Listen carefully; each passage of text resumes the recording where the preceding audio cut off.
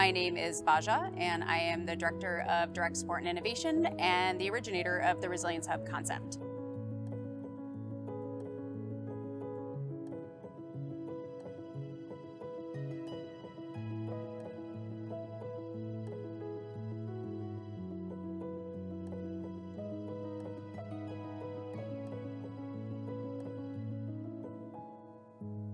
What is resilience when we're talking about resilience hubs?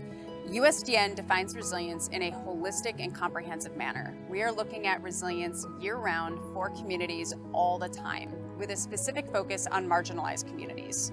We're not talking about resilience as a placeholder for emergency management, but rather thinking about resilience as community cohesion and connectivity. What makes a community adaptive, and how can we thrive amidst our changing climate conditions? So why should you care about resilience? It's really critical to not think of resilience as bouncing back to where we are now. We have a history in this country, and I would say all of North America, of discriminatory practices that intentionally marginalize Black, Indigenous, and people of color and make sure that they do not have the same access to resources, materials, and information. And in the event of any type of disruption, they're often the ones that are left out. What we're attempting to do when we think of resilience is to think of it holistically, year-round, comprehensively, for communities to come together, where they can actually build on relationships, have the information from each other, to learn to take care of each other, and to also have access to the resources and information they typically are left out of.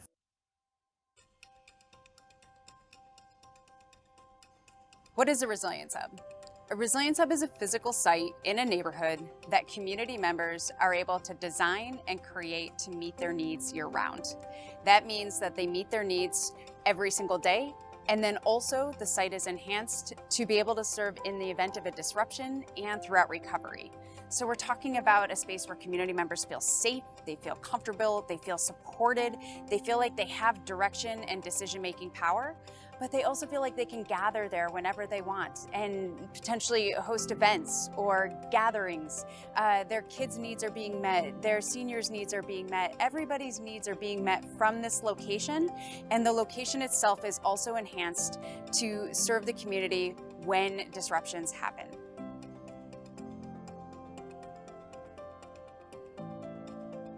So what is the difference between a community center and a resilience hub? Community centers are usually owned, operated, and managed by city and/or counties. The activities are usually determined from a hierarchy, from a top-down decision-making process. A resilience hub, on the other hand, is a neighborhood-specific location where the members of that community determine what they need every single day in order to thrive, to make their lives better. They have decision-making power, design power. They have the ability also to get prepared for disruption, any type of disruption, to build up that community cohesion, that connectivity, to focus on getting to know each other better, and to have that sense of belonging in a site where they feel safe, where they have some sense of ownership and they have decision-making power.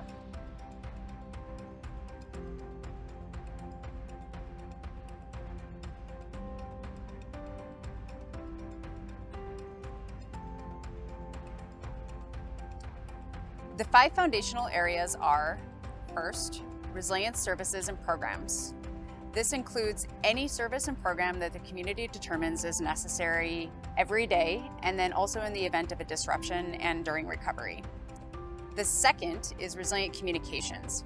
How are we coming together as a community proactively to get to know each other better? How are we setting up systems where we can connect and collaborate with each other? And also, what are the technical communication needs that we have in every mode, every day, and also in disruption and recovery? The third is the resilient building and landscape. This is ensuring that the building itself serves the community year-round, but also is enhanced and improved to be able to withstand different disruptions and hazards that could happen in that specific community. This connects again to the landscape, where we may be doing staging or thinking of gardening or other sort of ways that people will use the surrounding area in connectivity with the building. The fourth is the resilient power systems. This is looking at renewable energy sources and how they connect with a battery backup system and/or a hybrid system. This is intended to make sure that we're saving money on a daily basis and also thinking about the environment, but also ensuring that we have power in the event of a disruption and during recovery. The last is the resilient operations. ensuring that we have the personnel, the funding, and the maintenance support to keep the site up and running, not for 1 year, not for a pilot project, but for all the time, year after year, to ensure that it is a safe space for all community members. We also need to make sure that the site can serve all community members, so really thinking about those who are less able-bodied or may have specific needs that the site can serve.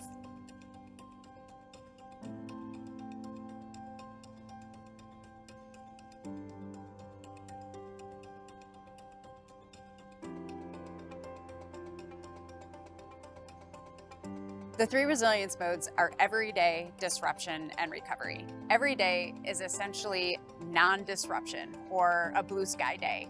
Disruption mode is when we're looking at any type of disruption that can befall a community. This can be a natural hazard or it can be a human-caused disruption. The last is recovery mode, and recovery can last anywhere from a couple hours to a few days to many years, but still having this safe space that people can go to access the resources, materials, and support that are necessary during recovery. It's critical to not think of resilience centered around a disaster or a disruption. When we think of all the different times that community members need to come together to increase their cohesion and connectivity, to increase that sense of belonging, we need to think about it every single day and in the event of a disruption and through that long or short-term recovery. So it is critical to think of resilience hubs in all of these modes because it helps us to identify what sort of needs are necessary in each mode, and also to help us get different resources, partners, and funding in each of those modes as well.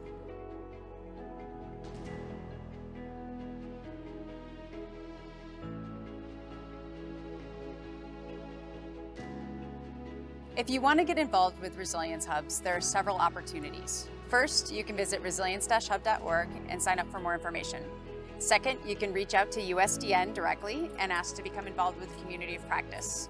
Third, you can connect with your local community-based partners and organizations and see if they're interested in creating a Resilience Hub in their neighborhood. These do not have to be centered through local government, but it's best to partner together with as many folks as possible to make them successful. There is a cascading community growing around Resilience Hubs. It's been growing for over a decade.